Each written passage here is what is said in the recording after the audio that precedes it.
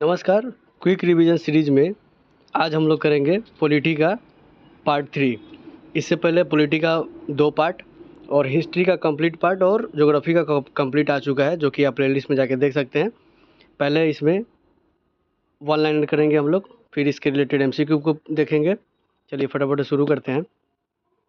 14 वर्ष से कम आयु के बच्चों के द्वारा जोखिम भरा काम प्रतिषेध किया गया है। ये अनुच्छेद 24 के द्वारा 14 वर्ष के कम आयु के बच्चों के द्वारा जोखिम भरा काम से प्रतिषेध किया गया है। संविधान में संशोधन करके शिक्षा का अधिकार जोड़ा गया 1 अप्रैल 2010 को। संविधान में संशोधन करके शिक्षा का अधिकार जोड़ा गया था 1 अप्रैल 2010 को। मौलिक अधिकार को परिवर्तित करने हेतु अनुच्छेद 32 के तहत सर्वोच्च न्यायालय कितने प्रकार के रिट जारी कर सकता है? तो सर्वोच्च न्यायालय, यहाँ सर्वोच्च न्यायालय की बात करें, सर्वोच्च न्यायालय 5 तरीके का रिट जारी कर सकता है। उच्चतम तथा उच्च न्यायालयों द्वारा जारी किए जाने वाला 5 रिट कौन सा है? ये बंदी प्रत्यक्षीकरण है, परमादेश है, प्रतिषेध है, उत्प्रेषण है तथा अधिकार परीक्षा है। कौन कौन सा है 5? बंदी प्रत्यक्षीकरण, परमादेश, प्रतिषेध, उत्प्रेषण और अधिकार परीक्षा। उच्च न्यायालय अथवा सर्वोच्च न्यायालय द्वारा नागरिकों के मौलिक अधिकार के रक्षा हेतु जारी किया जाने वाला समादेश कौन सा है? ये परमादेश है। मौलिक अधिकार के रक्षा हेतु जो जब रिट जारी करेगा तो परमादेश होगा, मौलिक अधिकार के लिए परमादेश। बंदी को 24 घंटे के अंदर सशरीर न्यायालय के सामने पेश करने का समादेश कहलाता है। ये कहलाता है बंदी प्रत्यक्षीकरण। बंदी प्रत्यक्षीकरण क्या कहलाता है? ये जब 24 घंटे के अंदर बंदी को सशरीर न्यायालय के सामने पेश करने का जो आदेश मिलता है उसको बंदी प्रत्यक्षीकरण बोलते हैं। व्यक्ति स्वतंत्रता की रक्षा के लिए रिट जारी होता है, उसको क्या बोलते हैं? तो उसको बोलते हैं बंदी प्रत्यक्षीकरण। व्यक्तिगत स्वतंत्रता के रक्षा के लिए रिट याचिका जारी करना बंदी प्रत्यक्षीकरण है, हेबियस कॉर्पस है। किसी अवैध व्यक्ति से सरकारी पद को बचाने के लिए जारी किया जाना, किसी अवैध व्यक्ति से सरकारी पद को बचाने के लिए जारी करना, ये अधिकार परीक्षा है। अवैध व्यक्ति से सरकारी पद को बचाने के लिए जारी किया जाने वाला रिट कौन सा है? अधिकार परीक्षा है। मूल अधिकारों के निलंबन केवल आपातकाल स्थिति में। संबंधित प्रावधानों का वर्णन कहाँ पे है? मूल अधिकारों का निलंबन का प्रावधान कौन सा आर्टिकल में वर्णित है? तो ये आर्टिकल है 358, 359।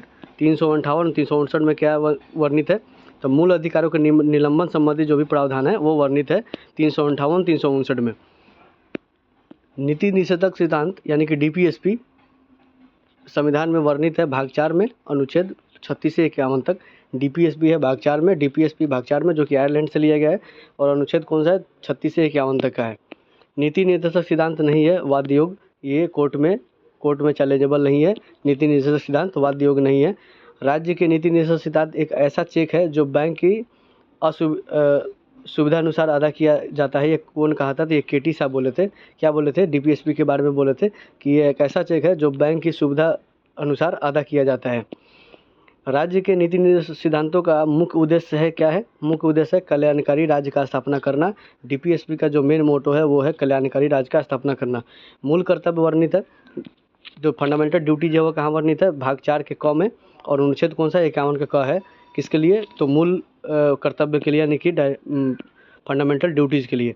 मूल कर्तव्य का विचार कहाँ से लिया गया है? ये यूएसएसआर से लिया गया है। यूएसएसआर पूर्व सोवियत संघ से लिया गया है मूल कर्तव्य। भारत के संविधान के मूल कर्तव्यों को जोड़ा गया। ये कब जोड़ा गया? तो ये 42वां संविधान संशोधन से जोड़ा गया, 1976 में जोड़ा गया। और सरदार स्वर्ण सिंह समिति की अनुशंसा पर जोड़ा गया। ये सिफारिश कौन किया था जोड़ने का? ये सरदार स्वर्ण सिंह समिति सिफारिश किए थे। और कब जोड़ा गया था? 1976 में। कौन सा संविधान संशोधन? 42वां संविधान संशोधन में फंडामेंटल ड्यूटीज़ को जोड़ा गया था। और कहाँ से लिया गया था? यूएसएसआर से लिया गया था। वर्तमान में मूल कर्तव्यों की संख्या कितना है? 11 है। जब मूल संविधान था, जब स्टार्टिंग में जोड़ा गया था उस समय 10 था। और उसके बाद अभी फ़िलहाल में वर्तमान में 11 है। भारतीय संविधान के 3 अंग है। कौन कौन से हैं? तो राष्ट्रपति है, लोकसभा, राज्यसभा है। राष्ट्रपति, लोकसभा, राज्यसभा है। भारतीय संसद के 3 अंग होते हैं। संसद के 3 अंग होते हैं, लोकसभा, राज्यसभा, राष्ट्रपति। संसद का अस्थायी एवं उच्च सदन कौन सा जो कभी नहीं भंग होता है? ये कौन सा? राज्यसभा है। राज्यसभा कभी भंग नहीं होता है और ये अस्थायी सदन है और उच्च सदन है। संसद का निम्न सदन कहलाता है लोकसभा, और ये अस्थायी सदन है। लोकसभा अस्थायी और निम्न सदन है। संसद भवन का डिजाइन तैयार कौन किया था? तो ये सर हर्बर्ट बेकर और एडवर्ड लुटियंस ने किया था। सर हर्बर्ट बेकर और एडवर्ड लुटियंस ने किया था संसद भवन का डिजाइन। संसद भवन की नींव कौन नींव रखी गई थी कब? 1921 में। संसद भवन का नींव रखा गया था 1921 में। संसद भवन का उद्घाटन किया गया था 18 जनवरी 1927 में, 18 जनवरी 1927 को। और इरविन किया था इसका उद्घाटन, लॉर्ड इरविन किया था उद्घाटन। 18 जनवरी 1927 को संसद भवन का उद्घाटन किया गया था। संविधान के दोनों सदनों की संयुक्त बैठक का प्रावधान कहाँ पे है? तो ये 108 नंबर अनुच्छेद में है। 108 नंबर अनुच्छेद में वर्णित है संविधान के दोनों सदन का संयुक्त बैठक का प्रावधान। दोनों सदन का संयुक्त बैठक होता है साधारण विधेयक एवं वित्त विधेयक के मामले में। साधारण विधेयक एवं वित्त विधेयक के मामले में दोनों सदन का संयुक्त बैठक होता है 108 नंबर आर्टिकल से। संसद के संयुक्त अधिवेशन बुलाता है राष्ट्रपति, अध्यक्षता करता है लोकसभा के अध्यक्ष, और इसका अध्यक्षता करेगा लोकसभा के अध्यक्ष। बुलाते कौन है? जो संयुक्त बैठक है, संयुक्त अधिवेशन है, वो बुलाएंगे राष्ट्रपति, और उसका अध्यक्षता कौन करेगा? लोकसभा के अध्यक्ष करेगा। भारतीय संसद के दोनों सदन का प्रथम संयुक्त बैठक कब हुआ था? तो ये दहेज निषेध विधेयक पे हुआ था। दहेज निरोधक विधेयक पे 6 मई 1961 को पहली बार दोनों सदन संयुक्त बैठक में भाग लिया था, प्रथम बार। इसको बुलाता कौन है? राष्ट्रपति बुलाते हैं। अध्यक्षता कौन करता है? तो लोकसभा के अध्यक्ष करते हैं। संयुक्त अधिवेशन में निर्णय किस आधार पर लिया जाता है? तो बहुमत के आधार पर लिया जाता है। जब संयुक्त बैठक होता है तो उसको बहुमत के आधार पर निर्णय लिया जाता है। संसद की कार्यवाही सूची में प्रथम विषय क्या है? प्रश्नकाल है। संसद की कार्यवाही सूची में प्रथम विषय होता है प्रश्नकाल, क्वेश्चन आवर। प्रश्नकाल की अवधि होती है 1 घंटा का। संसद काल में प्रथम सत्र प्रश्नकाल होता है और उसमें 1 घंटा का अवधि होती है। शून्यकाल कहलाता है। प्रश्नकाल के बाद 12 बजे से 1 बजे के बीच का समय शून्यकाल कहलाता है, और ये प्रश्नकाल के जस्ट बाद आता है। शून्यकाल का अर्थ क्या है? प्रश्न उत्तर सत्र। शून्यकाल का अर्थ है प्रश्न उत्तर काल। और संसद के किसी सदन की सदस्यता समाप्त समझी जाती है यदि वह बिना सदन को सूचित किए अनुपस्थित रहता है। कितने दिन? लगातार 60 दिन।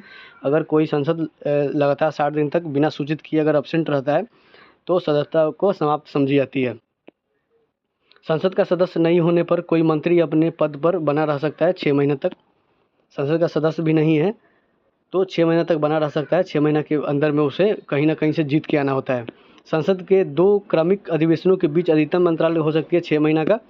6 महीने का अंतराल होती है। कम से कम 1 साल में 2 बार अधिवेशन हो सकता है, और होता 3 बार है। भारत का प्रथम नागरिक होता है राष्ट्रपति। राष्ट्रपति भारत के प्रथम नागरिक होते हैं, और संविधान में राष्ट्रपति पद की व्यवस्था की गई है अनुच्छेद 52 में के तहत। राष्ट्रपति का जो व्यवस्था है वो अनुच्छेद 52 के तहत किया गया है। राष्ट्रपति का पद एवं राष्ट्रपति का महाभियोग लिया गया है अमेरिका के संविधान से। राष्ट्रपति का पद और महाभियोग, जो कि महाभियोग 61 नंबर आर्टिकल में है, ये दोनों लिया गया है अमेरिका के संविधान से। राष्ट्रपति के कार्य एवं शक्तियाँ लिया गया है ब्रिटेन के संविधान से। राष्ट्रपति का पद और राष्ट्रपति का महाभियोग लिया गया है अमेरिका से, और राष्ट्रपति के कार्य एवं शक्तियाँ लिया गया है ब्रिटेन के संविधान से। कार्यपालिका का प्रमुख कौन होता है? राष्ट्रपति होते हैं। कार्यपालिका का प्रमुख राष्ट्रपति। तीनों सेनाओं का सेनापति होते हैं राष्ट्रपति। और राष्ट्रपति पद के लिए न्यूनतम आयु कितना चाहिए? 35 साल चाहिए। राष्ट्रपति और राज्यपाल दोनों के लिए 35 साल चाहिए। तीनों सेनाओं का सेनापति भी राष्ट्रपति होते हैं। कार्यपालिका का भी प्रमुख होते हैं राष्ट्रपति। राष्ट्रपति का कार्यकाल कितना वर्ष का होता है? 5 वर्ष का होता है। राष्ट्रपति का मासिक वेतन कितना होता है? 5 लाख का होता है। उपराष्ट्रपति और लोकसभा के अध्यक्ष का 4 लाख का होता है। राष्ट्रपति का मासिक वेतन 5 लाख होता है। राष्ट्रपति का चुनाव होता है एकल संक्रमणीय प्रणाली के आधार पर, अप्रत्यक्ष मतदाता के अनुसार मतदान के से होता है। राष्ट्रपति का चुनाव होता है एकल संक्रमणीय प्रणाली के आधार पर, अप्रत्यक्ष मतदान से। राष्ट्रपति के चुनाव में भाग लेते हैं संसद व राज्यों के विधानसभाओं में निर्वाचित सदस्य। मनोनीत नहीं होते हैं इसमें, निर्वाचित सदस्य होते हैं। किसके? संसद या फिर राज्य के जो विधानसभाएं हैं उसके निर्वाचित सदस्य होते हैं, भाग लेते हैं राष्ट्रपति के चुनाव में। राष्ट्रपति के निर्वाचन हेतु निर्वाचन मंडल का उल्लेख किया गया है अनुच्छेद 54 में। निर्वाचन मंडल का उल्लेख किया गया अनुच्छेद 54 में। किसके लिए? राष्ट्रपति के निर्वाचन मंडल का उल्लेख किया गया अनुच्छेद 54 में। राष्ट्रपति के उम्मीदवार के नामांकन हेतु प्रस्तावक एवं अनुमोदक की संख्या कितनी होनी चाहिए? 50-50 होना चाहिए। राष्ट्रपति के उम्मीदवार में अगर खड़ा होना है तो प्रस्तावक होना चाहिए 50 और अनुमोदक भी होना चाहिए 50, तब एप्लीकेशन नामांकन दे सकते हैं हम लोग। राष्ट्रपति चुनाव लड़ने हेतु जमानत राशि कितना होता है? मात्र 15,000 रुपया होता है।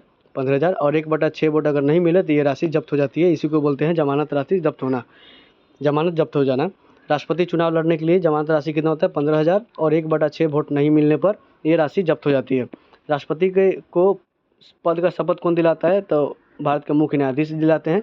और मुख्य न्यायाधीश को कौन दिलाता है? तो राष्ट्रपति दिलाते हैं। दोनों आपस में दिला लेते हैं। राष्ट्रपति के पद का शपथ भारत के मुख्य न्यायाधीश और मुख्य न्यायाधीश का शपथ राष्ट्रपति दिलाते हैं। राष्ट्रपति को पद से हटाया जा सकता है अनुच्छेद 61 के द्वारा।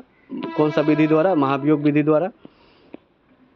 राष्ट्रपति पर महाभियोग आरोप लगाया जा सकता है, संसद के किसी भी सदन में लगाया जा सकता है। संसद के किसी भी सदन से महाभियोग का प्रक्रिया लगाया जा सकता है।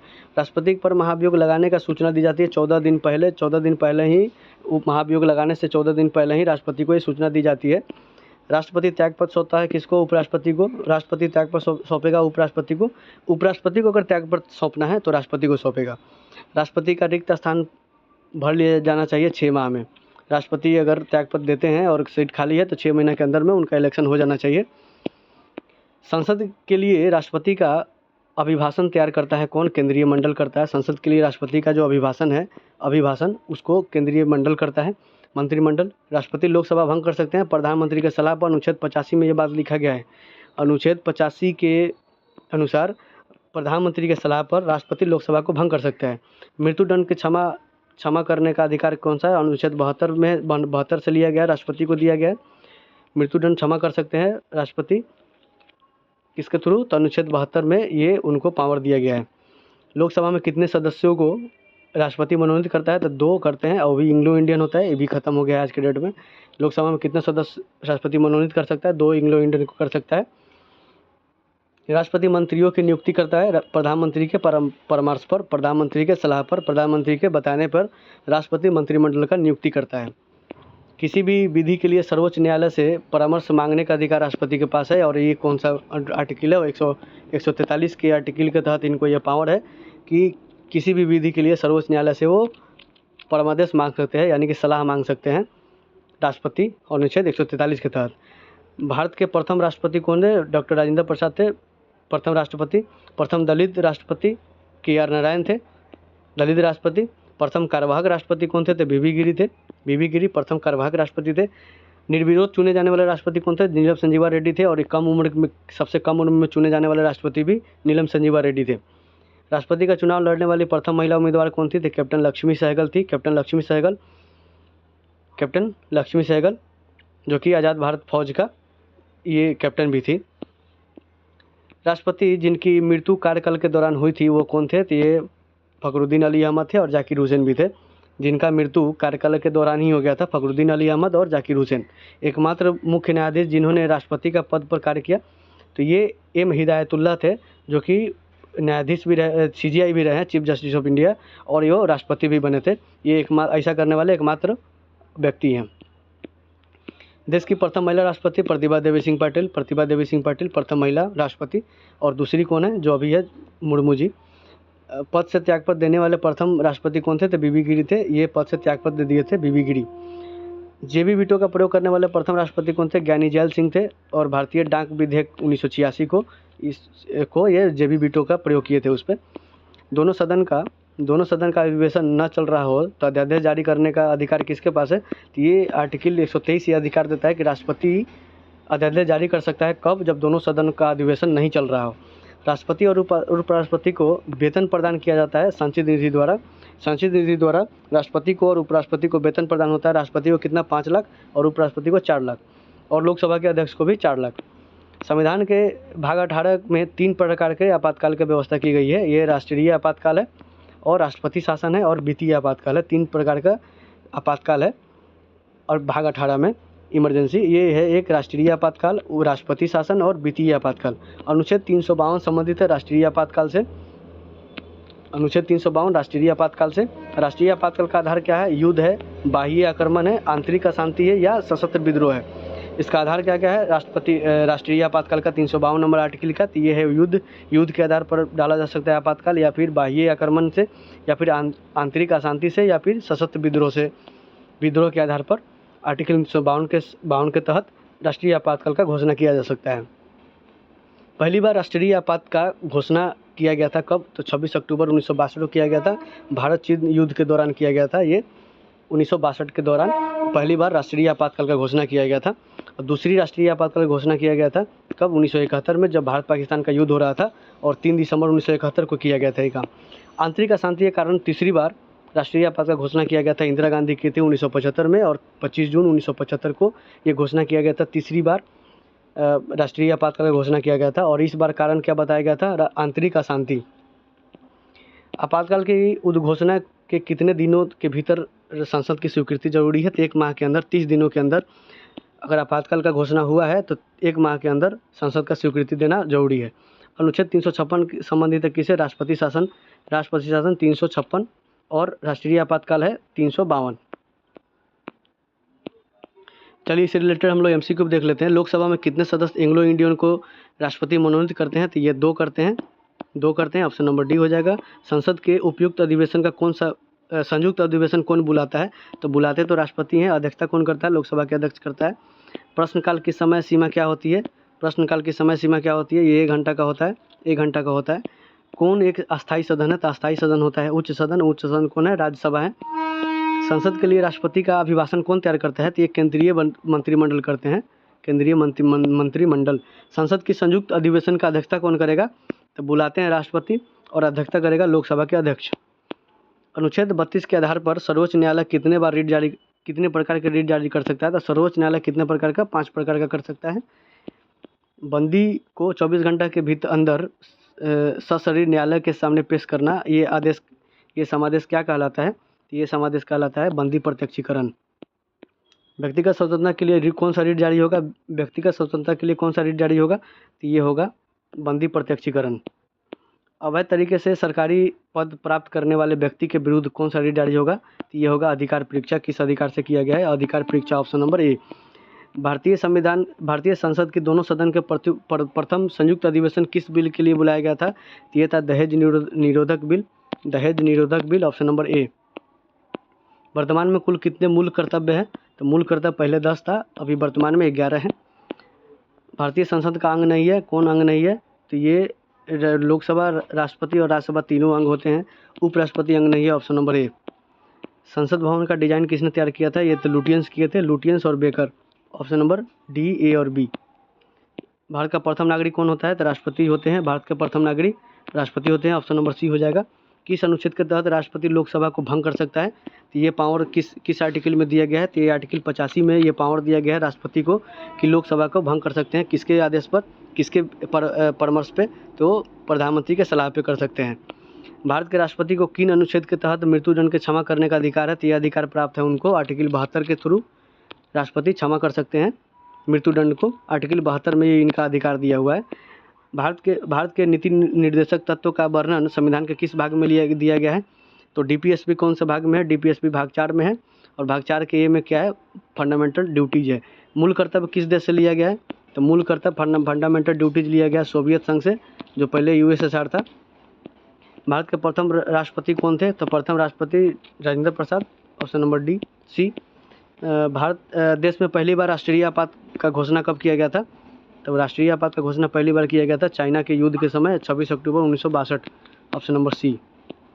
किस अनुच्छेद के तहत राष्ट्रपति अध्यादेश जारी कर सकता है? तो अध्यादेश जारी करने का अधिकार कौन सा अनुच्छेद में दिया गया है राष्ट्रपति को? ये दिया गया है 123 नंबर आर्टिकल में। दोनों सदन के संयुक्त अधिवेशन किस अनुच्छेद में बुलाया जा सकता है? तो श्री 108 ये अनुच्छेद है इसका, ऑप्शन नंबर सी।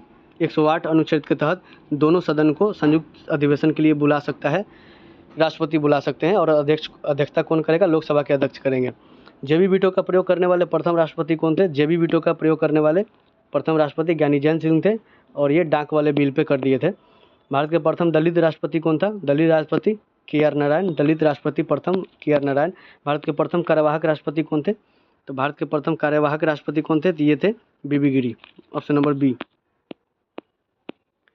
राष्ट्रपति का चुनाव लड़ने वाली प्रथम महिला? तो ये कैप्टन लक्ष्मी सहगल थी, ऑप्शन नंबर बी हो जाएगा। राष्ट्रपति का मासिक वेतन कितना होता है? तो राष्ट्रपति का मासिक वेतन होता है 5 लाख, और उपराष्ट्रपति का 4 लाख, लोकसभा के अध्यक्ष का भी 4 लाख। अभी तक भारत में कितनी बार राष्ट्रीय वित्तीय आपातकाल लागू किया गया है? तो वित्तीय आपातकाल एक बार भी नहीं लागू हुआ है, ऑप्शन नंबर हो जाएगा डी, एक बार भी ऐसा जरूरत नहीं पड़ा है। संसद का सदस्य नहीं होने पर कोई नागरिक कितने समय तक मंत्री के पद पर रह सकता है? तो 6 महीने तक रह सकता है। अगर उससे ज़्यादा दिन रहना है तो उनको किसी न किसी सीट से जीत के आना होगा 6 महीने के अंदर में। देश की प्रथम महिला राष्ट्रपति कौन थी? देश की प्रथम महिला राष्ट्रपति Pratibha Devi Singh Patil, option number B. राष्ट्रपति पर महाभियोग किस अनुच्छेद? तो महाभियोग लगाया गया 61 नंबर, और ये प्रावधान कहाँ से लिया गया है? यूएसए से लिया गया है। किसी भी राज्य में राष्ट्रपति शासन किस अनुच्छेद के तहत लगाया जाएगा? राष्ट्रपति शासन की किसी राज्य में किस अनुच्छेद के तहत लगाया जाता है? तो ये लगाया जाता है अनुच्छेद 356 के तहत। किसी भी राज्य में राष्ट्रपति शासन की अधिकतम समय सीमा कितनी होती है? तो किसी भी राज्य में राष्ट्रपति शासन की अधिकतम समय सीमा कितनी होती है? तो ये होती है 3 वर्ष तक। ऑप्शन नंबर हो जाएगा सी। संसद का निम्न सदन कहलाता है लोकसभा, और ये परमानेंट नहीं होता है, ये भंग होते रहता है हर 5 साल पे। राष्ट्रपति के निर्वाचन में कौन भाग लेते हैं? राष्ट्रपति के निर्वाचन में लोकसभा के निर्वाचित राष्ट्रपति के निर्वाचन में कौन भाग लेते हैं? तो राष्ट्रपति के निर्वाचन में कौन भाग लेते हैं? तो ये लेते हैं ऊपर सभी, यानी कि लोकसभा के निर्वाचित सदस्य, राज्यसभा के निर्वाचित सदस्य और विधानसभा के निर्वाचित सदस्य, तीनों लेते हैं। राष्ट्रपति के पद के लिए न्यूनतम आयु कितनी है? तो राष्ट्रपति के पद के लिए न्यूनतम 35 साल है, उपराष्ट्रपति के लिए भी 35 साल है और राज्यपाल के लिए भी 35 साल है। ऑप्शन नंबर हो जाएगा सी। ये आज का आखिरी प्रश्न था। Thank you for watching. धन्यवाद।